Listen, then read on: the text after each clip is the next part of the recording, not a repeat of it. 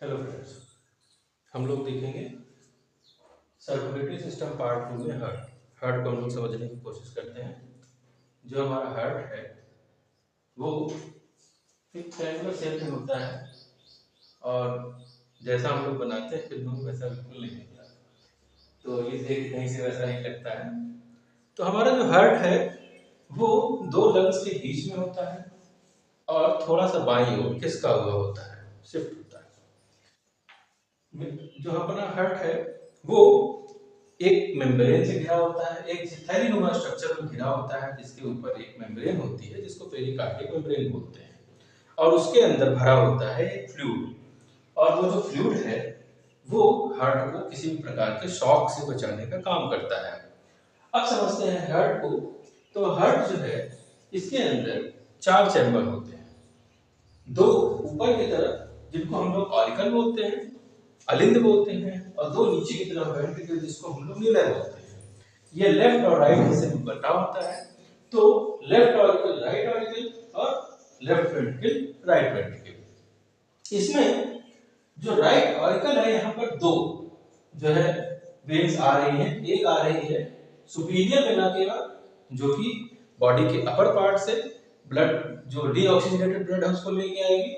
Inferior vena cava body के lower part से deoxygenated blood लेकर के आएगी। इन दोनों चैम्बर के बीच में इन जो है आर्टेरियो वेंट्रिकुलर सेप्टम पाए जाते हैं, एक प्रकार के कपाट पाए जाते हैं। और जब ये ब्लड फ्लो करता है तो उस जगह पर जो जब ये आर्टरीज में जा रहा होता है तो वहां पर पाए जाते हैं बाइकस्पिड वॉल लेफ्ट और बाइकस्पिड वॉल लेफ्ट साइड में पाया जाता है, ट्राइकस्पिड वॉल है वो राइट साइड में पाया जाता है। यहाँ पर हम लोग कुछ जो है आर्टरीज और वेन्स देख रहे हैं।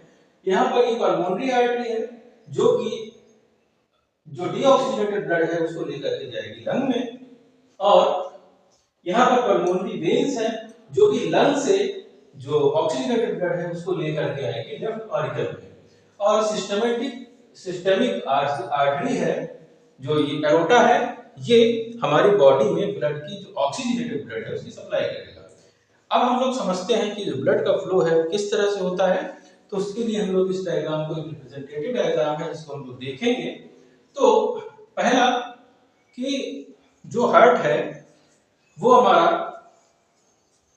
यहां से जो ब्लड है इस सिस्टेमिक आर्टरी से गया और पूरे जो है शरीर में फैल गया।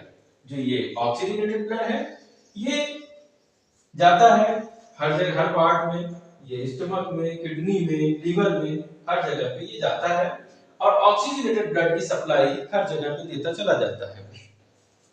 और फिर इसके बाद ये जो कैपिलरीज है, कैपिलरीज में जो गंदा खून है और साफ खून है वो मिक्स होना शुरू हो जाता है। ऑक्सीजनेटेड ब्लड धीरे धीरे डीऑक्सीजनेटेड ब्लड में यहाँ पर कन्वर्ट होने लगता है। अब इसके बाद ये जो है वापस में ये वेन्स जो है वो कलेक्ट करती चली जाएंगी, कैपिलरीज वेन्स में जाएंगी, वेन्स जो है वेना केवा में जाएंगी, और फिर इसके बाद यही पहुंच जाएगा इंफीरियर और सुपीरियर जो है वेन्स जो कि ब्लड को लेकर के आएंगी। और इस यहां पर अब चार एक्शन होंगे। पहला कि जब ये ब्लड आ गया, इम्प्योर ब्लड इसके अंदर आया, तो राइट ऑरिकल में यहां पर सिस्टोल की कंडीशन होगी, यहां पर संकुचन होगा। राइट ऑरिकल जब कॉन्ट्रैक्ट करेगा तो जो ब्लड है वो फ्लो करके राइट वेंट्रिकल में चला जाएगा। अब राइट वेंट्रिकल जब कॉन्ट्रैक्ट करेगा तो ये जो डीऑक्सीजनेटेड ब्लड है वो चला जाएगा हमारे लंग्स में।